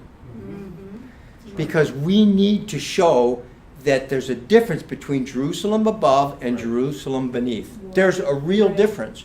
And Yahweh knows what he's talking about this. Now, Genesis 28, 6 through 8. All right, 28:6. When Esau saw that Isaac had blessed Jacob and sent him away to Padanaram to take himself a wife from there, and that as he blessed him, he gave him a charge, saying, "Thou shalt not take a wife of the daughters of Canaan." And that Jacob obeyed his father and his mother and was gone to Padanaram. And Esau, seeing that the daughters of Canaan pleased not Isaac, his father, then went Esau unto Israel. Now this is Jacob and Esau. Now here's why I picked Jacob and Esau. Here's why, we'll get back to you, but I just want to set it up now because I realized I jumped to Jacob and Esau. Now listen. First I was talking about Ishmael. Yep. Ishmael and Isaac. Right. See, and Isaac took a wife from Abraham's side, and Ishmael took a wife from the Canaan side, Hagar's side. I think it's Haagar. All right. Now, this son Ishmael. Listen, this son Ishmael was born from a handwoman, Hagar. Isaac was born from Sarah. See? But both of them had Abraham as a father. Right. Now, I want you to understand something. This is a manifestation, but there is a principle. This is a manifestation, but there is a principle. Because when you get Jacob and Esau, they had the same mother. They were twins in the womb. Yes. Do you understand? But they looked very differently and carried out very different purposes. Because what happened is that Esau sold his birthright to Jacob. So that, because Jacob was the secondborn and Esau was the firstborn. And so Esau was supposed to get the blessing, the primary blessing from his father. Right. But he sold his birthright, and therefore Jacob is going to get the primary blessing. And it was foretold in the birth because Jacob came out holding his heel. Right. Esau was firstborn, and Jacob's got him right by the heel and comes out, and he was called a usurper. In other words, he was going to take the power away from Esau. Now watch what happens. So the whole selling of the birthright takes place. Now they're going to get wives. All right? Now what I want you to see is that while as yet Jacob and Esau were in the same womb, they were two different nations. That's correct. See? Because Yahweh's carrying a principle, and you can't see this without a spiritual understanding of the operation of Yahweh's purpose, because you're going to see they came from the same mother, they're the same family, but they're not the same family. They're representing the same two generations that Ishmael and Isaac represented, because these generations are coming from the same father. These are family. The world doesn't understand that what's going on there is a family feud, and you just don't want to get involved in a family feud. Don't go to Thanksgiving as you're not the family and you try to take a side. All of a sudden, they're both on you because you don't. This is a family affair. Who the heck are you? You just, if you're not in the family, you just keep your mouth shut. Well, you understand this thing that's going on in the Middle East. This is Yahweh's purpose, establishing the difference between a spiritual and a physical covenant for those who understand and can see that there's a difference. The rest of the world can't see any of this, and the rest of the world, they want to build up the Christians, the born-again Christians want to build up Jerusalem, so Israel. They want Israel to have all of Jerusalem. This is the bottom line. You can search this out, and they want Israel to have all of Jerusalem, because once they have all of Jerusalem, the born-again Christians think Israel's going to build a temple. Right. Once they have all of Jerusalem, they're going to build a temple. And their concept of the return, the second coming of Jesus Christ is, he ain't coming until Israel builds that temple. Because they had a temple up here, so we got to have another building in Jerusalem. We got it in there. He's not coming until there's a building in Jerusalem. You understand? So that's why they are behind Trump. Trump has a seedy background, to say the least, right? And so you would not think that a born-again Christian, an evangelical Christian who's against all these immoral type things, would even give him a second. But what they're looking at is, no matter who he is or what he does, he's going to get Israel unified so we can get Jesus back. Right. So they will compromise everything they think in order to accomplish that one thing. You understand? That's what's going on out in this world, because their eyes are on the flesh. They think they need that piece of dirt. They think they need Jerusalem in order to get that physical, natural temple in order for Jesus to come. That's the crux to this whole thing. It's this historical issue is all religious, and it's affecting the whole world. You understand? So now, Andrea, I want you to read again where you were, because now we're reading about Esau and Jacob. Go ahead. You want to go right to 20? No, I want you to read 6 again. Chapter. 28. I'm sorry. That's Linda. Oh, Linda. 28:6. I forget who's who. Go ahead. 28:6 of Genesis. When Esau saw that Isaac had blessed Jacob, So now Esau sees that Isaac's just blessed Jacob. You all right? Go ahead. and sent him away to Padanaram to take himself a wife from there. Now you got to find out why he sent him to Padanaram to take a wife. Why? Because that's Abraham's family's lineage all the way back from where Isaac went to take a wife. Right. It's the same, and it's in there. You follow the lineage of Padanaram, it goes all the way back to Abram's father. Right. See? Because that family's got to stay together. So here comes Esau, right? And Esau sees that, well, this is what Abraham wanted Jacob to do, to go back. Well, I ain't going to do that, G-idiot. Do you understand? I'm not going to do that. So what does he do, Linda? Do you want me to stone 6? Yeah. And that as he blessed him, he gave him a charge, saying, Thou shalt not take a wife of the daughters of Canaan. Don't you do the daughters of Canaan. See? The lineage of Ishmael, read. And that Jacob obeyed his father and his mother, and was gone to Padanaram. And Jacob obeyed mom and dad and went to Padanaram. Go ahead. And Esau, seeing that the daughters of Canaan pleased not Isaac, his Now he father, sees that these daughters don't make Isaac happy. You understand? And how many women, these teenagers or young women marry some guy because their parents don't like him and they're going to show him. The guy with all the tattoos and piercings and everything else, they drag him home. See, you understand that this is what's going on here? Read. Then went Esau unto Ishmael, and took unto the wives which he had Mahaleth, the daughter See, of Ishmael. We said those are the family of Ishmael. So those lineage, those families are staying tight together down through ages and dispensations. See, lining up that bloodlines coming all the way down through. See, finish that off. the daughter of Ishmael, Abraham's son, the sister of Nebajoth, to be his wife. See, so you go. It pulls those lineages. So now, here's what you got. You got, and I don't have time to do all the lineage thing, but I just giving you a way to start looking at it when you want to read there in Genesis. But what you got is Isaac and Ishmael coming all the way down through these ages and dispensations down there.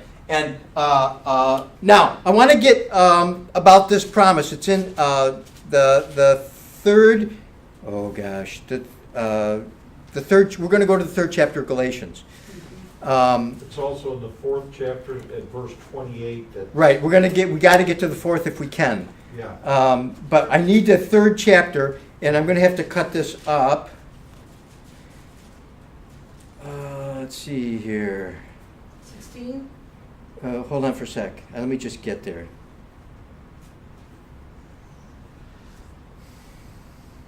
So, see, this whole thing about when he starts with, "O foolish Galatians," the whole thing is about these generations and how they've come down through, and the Ishmael, see, is associated with the old covenant.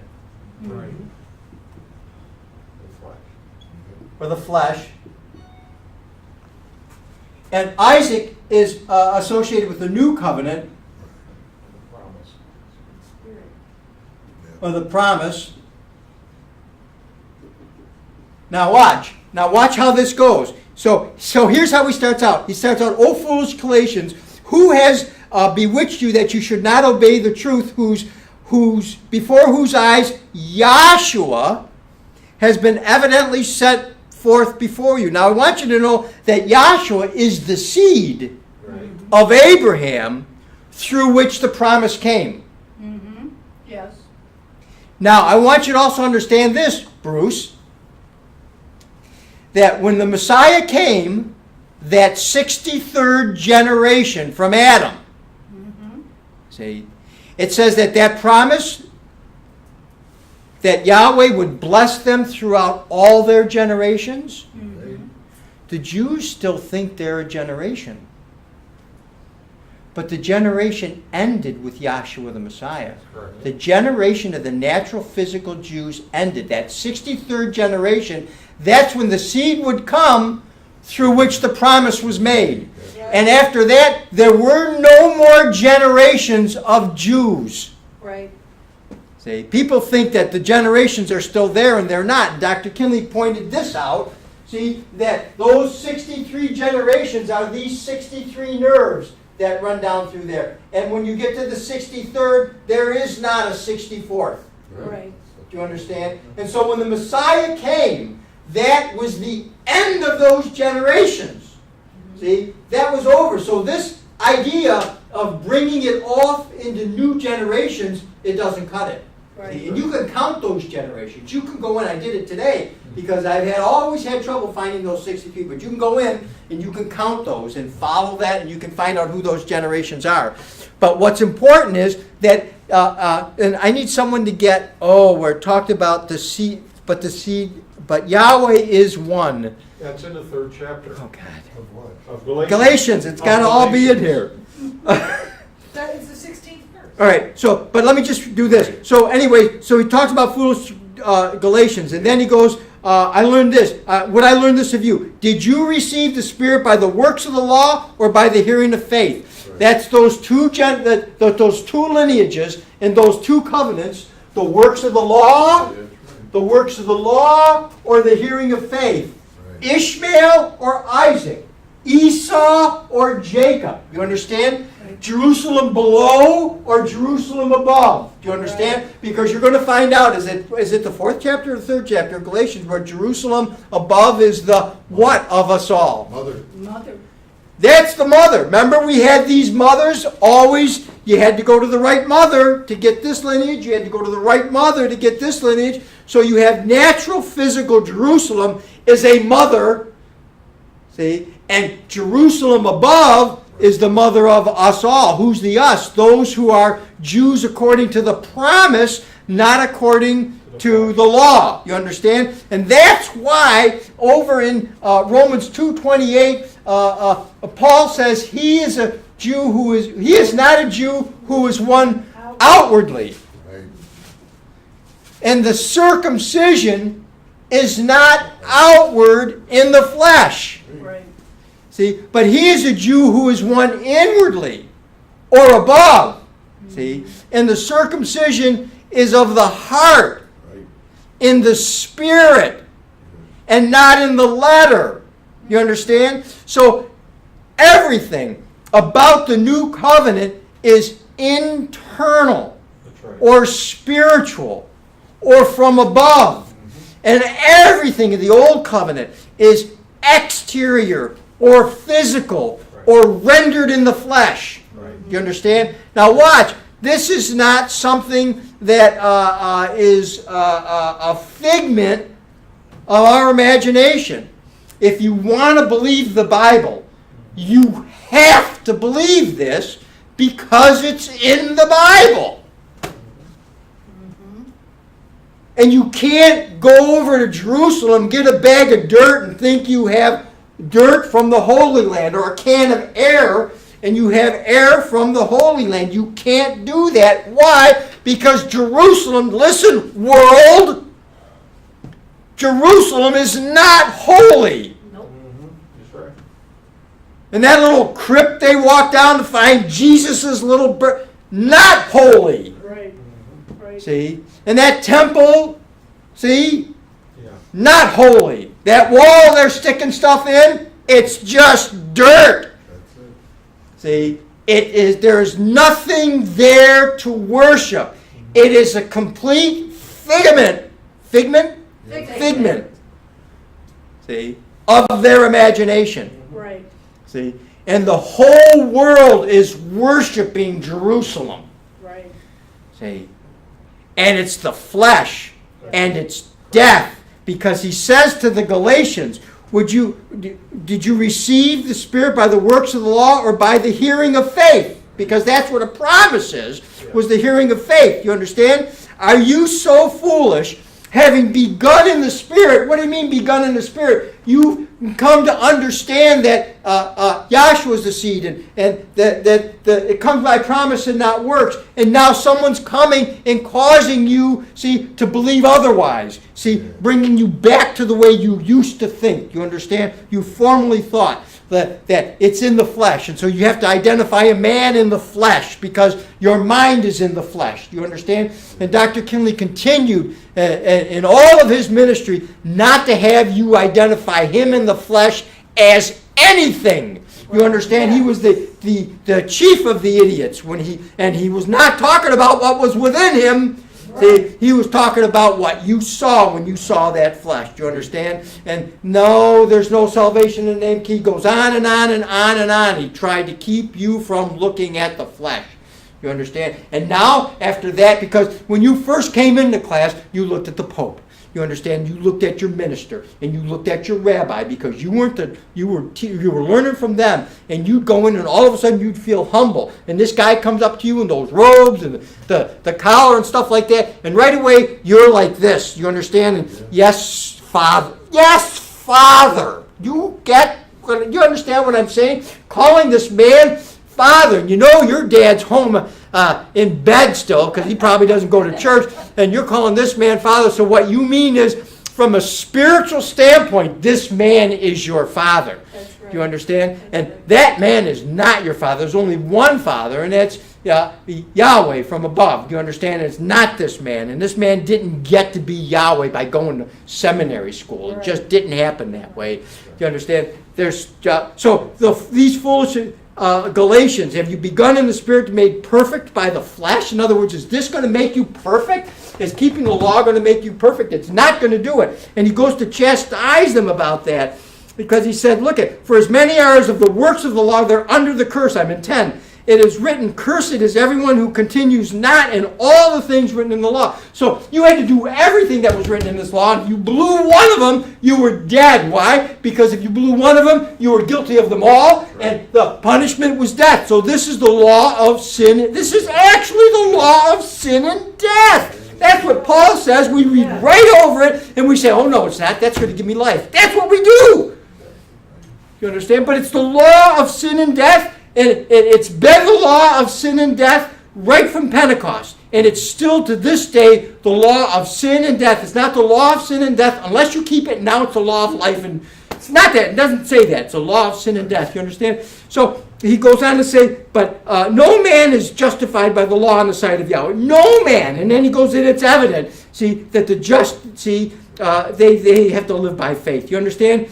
Now here's what he says in 15. This is really good. He goes, brethren, I speak after the manner of men. Now he's giving him a Romans 1:19 and 20. He goes, and when he says I speak after a manner of men, what he's saying is, this is how men think.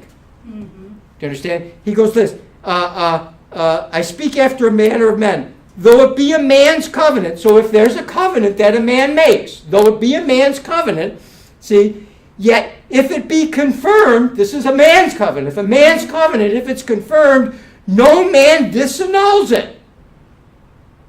So a covenant can't be disannulled once it's made, even as far as men are concerned. So then he goes, now Abraham and his seed were the promises made. And he said, not unto seeds as of many, but as of one, and your seed, which is Yahshua. That's the seed that the promise was made. Now listen, if you don't get Yahshua in you, you don't have the seed to whom which the promise was made. Right. So you have the seed of Ishmael, because that's the seed that goes according to the flesh. So you have to have Yahshua. You don't have the promise. Yahshua is the promise. Right. And when you get him, you are partakers of that promise. You understand? Whether you're Jew or Gentile now, and because it doesn't matter what you are after the flesh. And the manifestation is both the Jews and the Gentiles were circumcised back there with Ishmael. Right. See, so they were part of the family. You understand? And that was just setting up that they were all going to be brought back together again, but only in the spirit, because that's when that circumcision of the heart and mind takes place. You understand? So it talks about this. So he said, and he said not one, but Yahshua, he's the seed. And this I say, that the covenant, now we're talking about the spiritual covenant of promise, the covenant which was confirmed before of Yahweh in Yahshua. See, this is this covenant back here, because he's making the comparison between this confirmed covenant and the promise. Do you understand? So that covenant, which was confirmed before of Yahweh and Yahshua, the law, which was 430 years, cannot disannul that it should make the promise of none effect. Because back here he said, if a man makes a covenant, no man can disannul it. Right. You can't make it of none effect. So this law, which represents the law of man, cannot make the promise of no value. Right. Why? When did the promise come? When did the covenant of the promise come? The great flood, right? Huh? No. It came with Abraham. Right. Abraham got that covenant of promise. Right. That was before this covenant. Right. Right. The covenant of promise came first. Right. Right. That the seed will be blessed and this land will be yours. As the sands of the sea, that's natural Jerusalem, and the stars of the heaven, that's spiritual Jerusalem. Jerusalem below and Jerusalem above. That came before the law of Moses. Right. So now the law of Moses comes, and it cannot disannul that came first, the law of the promise. That's what he's saying here. Right. You got this? You understand what's going on here? He's telling you right away, yeah, you got that law for 430 years and that covenant and all that, but it can't disannul what I said to begin with, that it's a promise. See? But what they did is they just took out the promise and gave you that law and said that this thing overtakes the promise. And I'm telling you, it's not overtaking the promise. Now, therefore, what serves the law? And we can't get into that. We can't get into why the law was served. The law was served so that it would convince you that the promise is better. I'll just do it like that. Is the law against the promise? No, because the law shows forth the promise, because it puts you in a state of death where you better get the promise or you're dead meat. Yeah. Do you understand? Before faith came, we were kept under the law, shut up unto the faith which should afterward be revealed. And that faith that came is Yahshua. Right. He is the faith. You understand? And therefore the law was a schoolmaster. It was something that brought you to Yahshua.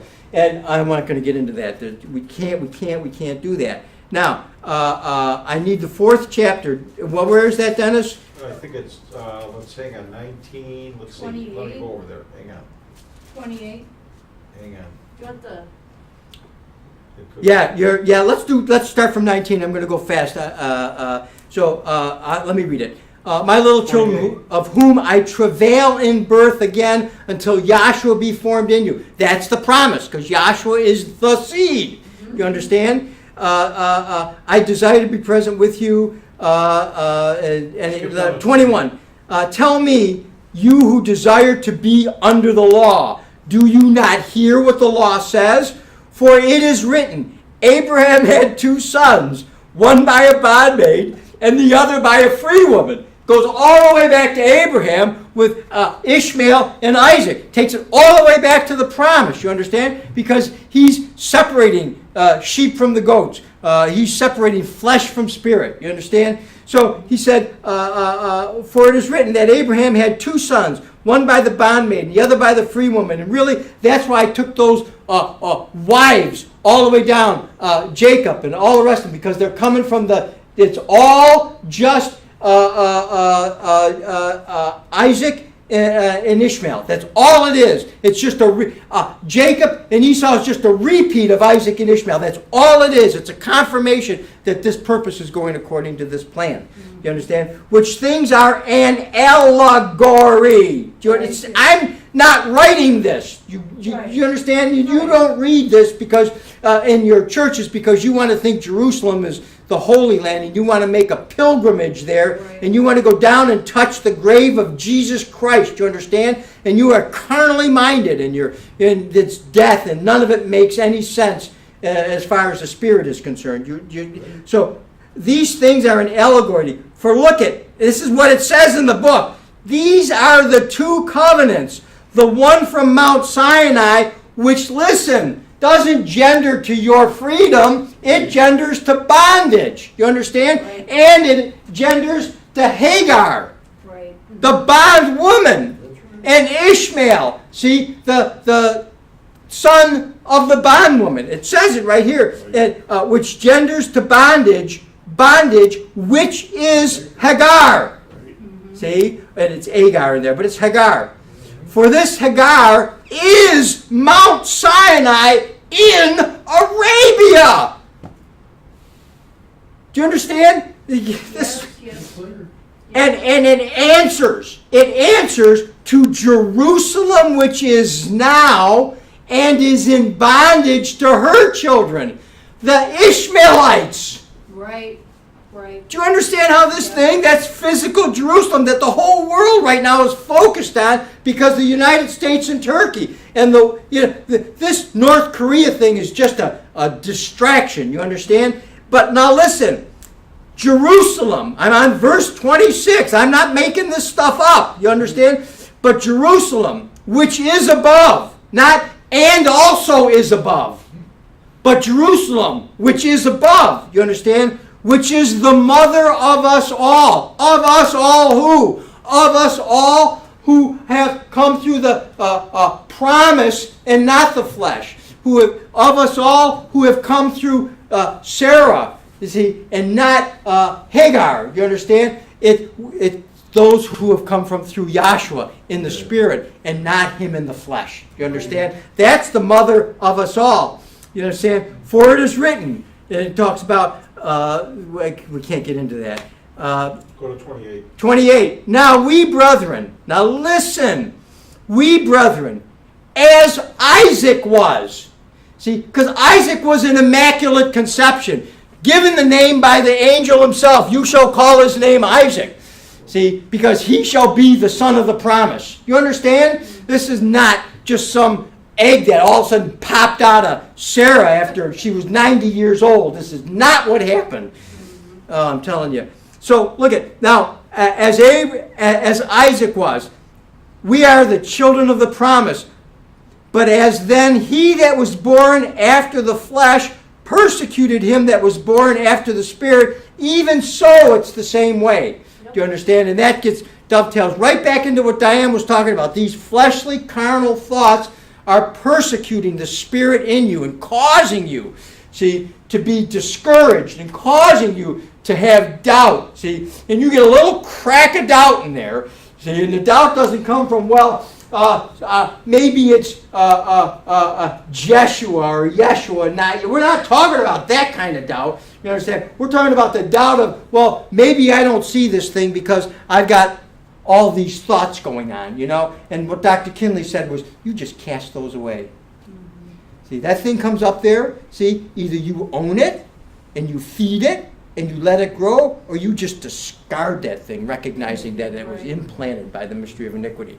And see, 30 and 31. All right. Nevertheless, what do the scriptures say? It says, look, cast out the bondwoman and her son, for the son of the bondwoman shall not, you can't mix flesh and spirit, shall not be heir with the son of the free woman. Physical Jerusalem is not going to go together with spiritual Jerusalem. Physical Jerusalem, the old covenant is not going to be a part. It's not according to the covenant that I made with their fathers in the day that I took them out of the hand, to bring them out of the land of not it. And what they've done is they've given you the spirit and all this righteousness and stuff, but yet you got to keep the law. They mingled those two together, and you cannot mingle them. You understand? I'm just going to finish. So then, brethren, we are not children of the bondwoman, but children of the free. So the answer to Jerusalem is that piece of dirt out there, see, is not the reality of Jerusalem in this day and age, which is the spiritual kingdom on earth, and we are under the promise, which is Jerusalem above, that no man can go and stick a sheet of paper in, you understand, for a prayer. So thank you very much.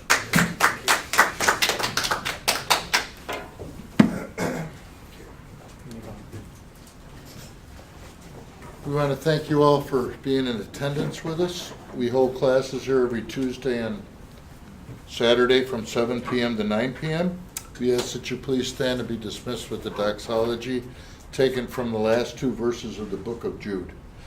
Now unto him that is able to keep you from falling, and to present you faultless before the presence of his glory, with exceeding joy, to the only wise Elohim our Savior, through Yahshua the Messiah our Sovereign, belong glory and majesty, dominion and power, both now and forever. Let us all say, Hallelujah. Oh.